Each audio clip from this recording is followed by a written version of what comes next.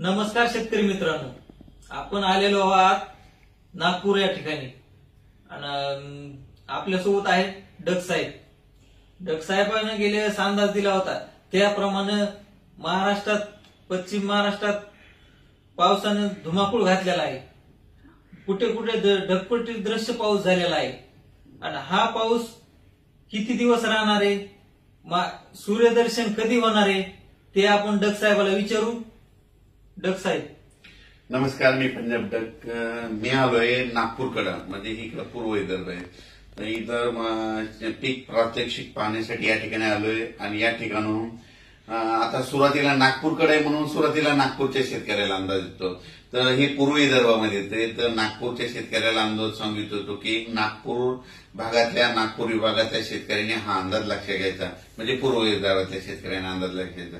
त्याच्यानंतर पूर्व विदर्भाच्या बाजूला पश्चिम विदर्भ आहे, मग पश्चिम विदर्भामध्ये यवतमाळ जिल्हा, वाशिम जिल्हा, अमरावती जिल्हा, अकोला जिल्हा, बुलढाणा जिल्हा, ह्या 5 जिल्ह्यातल्या शेतकऱ्याला सांगितलं होतं की वेगवेगळ्या तालुक्यात तुमच्या भागामध्ये जोराचा पाऊस पडणार आहे, रात्री पडणार आहे, दुपार 2:30च्या नंतर हे देखील येणार आहे, म्हणून हा अंदाज पूर्व आणि पश्चिम विदर्भातल्या शेतकऱ्यांनी लक्षात घ्यायचा।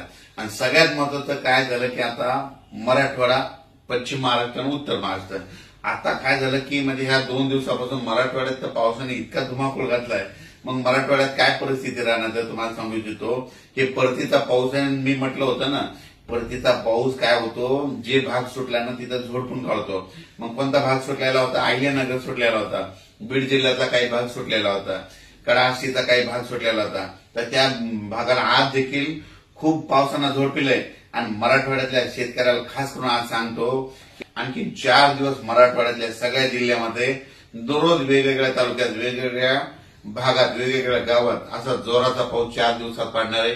आतापर्यंत तुम्ही पाऊस इतका कधी पडलेला नाही पहिला, असा या 4 दिवसात पाऊस काय होणार आहे। म्हणजे सांगायचं झालं तर नांदेड जिल्हा, हिंगोली जिल्हा, परभणी जिल्हा, बीड जिल्हा, लातूर जिल्हा, जालना जिल्हा, संभाजीनगर आणि धाराशिव जिल्हा, ह्या जिल्ह्यामध्ये काय होणार आहे, मराठवाड्याच्या 4 दिवस खूप जोराचा पाऊस पडणार आहे।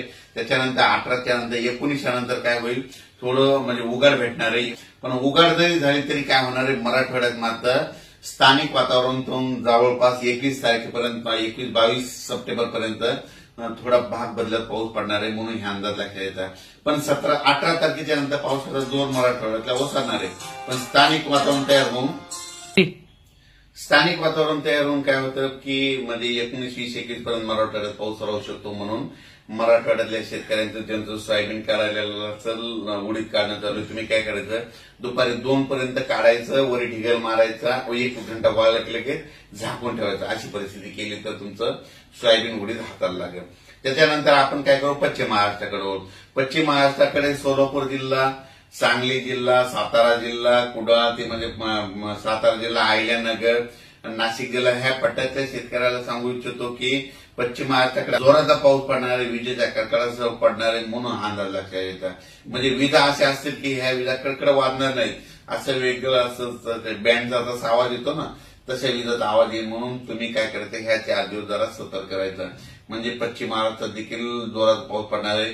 जोराचा पाऊस पडल्यामुळे काय होणार आहे, नद्याला पाणी येणार, नद्याला पूर येणार, त्याच्यामुळे मांजरा धरणाचं पाणी सोडावं लागेल, माजलगावच्या तळ्याचं देखील पाणी सोडावं लागेल।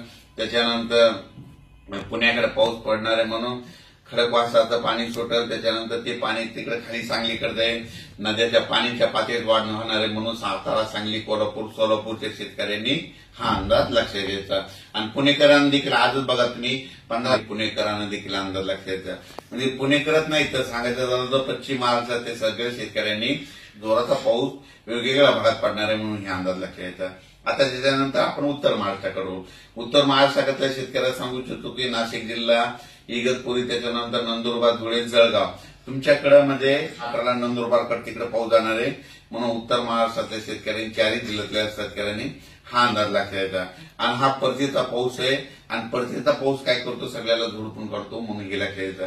याच्यानंतर आता हे झाला परतीचा, मग याच्यानंतर परत शेतकऱ्याला माझी विनंती आहे की तुम्ही काय करा, 18च्या नंतर काही काही भागात थोडं उघड भेटणार आहे, पण त्याच्यानंतर काय होणार आहे, 24 तारखेच्या नंतर म्हणजे 25, 26, 27 तारखेच्या दरम्यान परत राज्यात पावसाचं वातावरण तयार होणार आहे। म्हणून हे देखील अंदाज लक्षात घेतात. पण सर या 18च्या नंतर या 2-3 दिवसाचा जो 5 दिवसाचा कालावधी त्या दिवसात सूर्यदर्शन राहणार का? हा, 18 ते 23च्या दरम्यान सगळ्यात जास्त चांगलं सूर्यदर्शन काय होईल विदर्भात भेटणार आहे. म्हणजे विदर्भात पूर्व विदर्भ पश्चिम 6 ते 11 जिल्ह्यामध्ये जरा चांगलं सूर्यदर्शन होईल. पण त्याच्यानंतर मराठवाड्यात देखील काय होईल सूर्यदर्शन होईल, पण काय होईल स्थानिक वातावरण तयार होऊन त्या भागात देखील 21 तारखे सप्टेंबरपर्यंत पाऊस पडेल म्हणून हे लक्षात येतं. पश्चिम महाराष्ट्रात देखील तशीच परिस्थिती राहील आणि उत्तर महाराष्ट्रात देखील राहील. आणि राहिला प्रश्न आता म्हणजे तेलंगणा, आंध्र प्रदेश आणि कर्नाटक ते शेतकऱ्याचे मला फोन आले की आमच्या परिसराची काय परिस्थिती. तर तेलंगणा, आंध्र प्रदेश आणि कर्नाटकचे जे जितके तालुके त्या शेतकऱ्याला सांगू इच्छितो की तुमच्याकडे देखील म्हणजे आज पण काही ठिकाणी मुसळधार पडणार आहे, कुठं अतिमुसळधार पडणार आहे म्हणून हा अंदाज लक्षात घ्या. तसेच सर आपण आज नागपूरला आलेलो, पण नागपूरच्या शेतकऱ्यांना काय सांगणार आपण? तर आज या ठिकाणी नागपूरकडे आल्याच्या नंतर नागपूर भागातल्या नागपूर, वर्धा, भंडारा, गोंदिया, चंद्रपूर, यवतमाळ या शेतकऱ्याला सांगू इच्छितो की आणखी म्हणजे आज देखील नागपूरकडे रात्रीच्याला काही ठिकाणी दुपारनंतर काही ठिकाणी रात्रीच्याला जोराचा पाऊस आणखी 3 दिवस या पूर्व विदर्भात पडणार आहे. म्हणून ह्या पूर्व विदर्भातल्या शेतकऱ्यांनी हा अंदाज लक्षात घ्यायचा. नागपूरकडे सूर्यदर्शन कधी राहणार?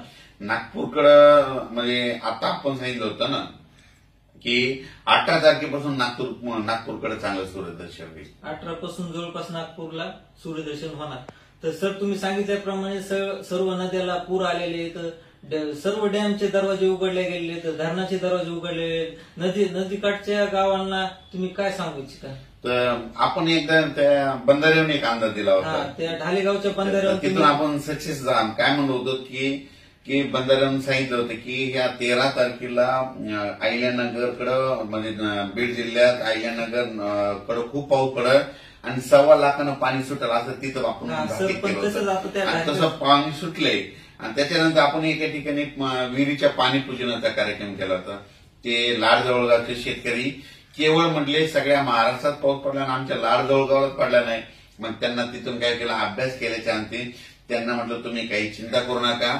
आणि तिथं इतका पाऊस पडला, आता त्यांचे मेसेज आले ते तळ देखील भरलं, ते विहिरीचं ज्या पूजन केलं ना ते विहिरीच्या लेवल पाणी आलंय. आणि त्या शेतकऱ्यांनी मला तिथं आता पूजनासाठी बोलवलं. आणखीन इथून नागपूरहून 4-5 दिवसात इकडल्या भागात मी मुक्काम आहे आणि इथून गेल्याच्या नंतर मात्र तिकडं पूजनासाठी जाणार आहे.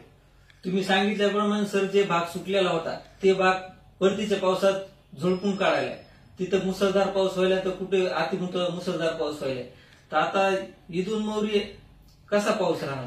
तर यापुढे आणखीन काय होणार आहे, आणखीन 25, 26, 27 सप्टेंबरला एकदा पाऊस येईल. 10, 11, 12, 13, 14 ऑक्टोबरला एकदा 4 दिवस पाऊस येईल. पण ते पाऊस जवळपास 25,000 गावामध्ये पडेल. आणि त्याच्यानंतर काय होईल 24, 25, 26 ऑक्टोबरला एकदा दिवाळीमध्ये थोडा तुरळक ठिकाणी येईल पाऊस, लय काय येणार आहे. आणि 2 नोव्हेंबरला थंडी येणार आहे. आता माझी सगळ्या सोयाबीन शेतकऱ्याला एक विनंती काय करते, एक सगळ्यात सोपं सांगतो शेवटी जाता जाता की सोयाबीन काय करायची, दुपारपर्यंत लेबरला काढायला लावायची ऊन पडल्याच्या नंतर. दुपारीपर्यंत काढल्याच्या नंतर काय होतं वाळलेल्या सोयाबीनला 1 घंटा चांगलं ऊन भेटलं की दुपारी म्हणजे 1 ते 2 वाजेपर्यंत त्या 2 तासामध्ये उचलून लगेच ढिगल मारून घ्यायचा. असं केलं तर तुमचं सोयाबीन खराब होणार नाही, तुमच्या हातामध्ये येईल. शेतकरी मित्रांनो, तर सरांना सांगितले आपल्याला 18च्या नंतर जवळपास 4-5 दिवस आपल्याला सूर्यदर्शन पाहायला भेटेल. पण त्याच्यामध्ये बी स्थानिक वातावरण होऊन पाऊस येणार. पण पाऊस 23च्या नंतर पुन्हा लागू होणार असं डग साहेबांचं म्हणणं आहे. हो, 24 पासून परत राज्यात पुन्हा तर आपण परत भेटू पुढच्या अंदाजात डग साहेबांसोबत. धन्यवाद.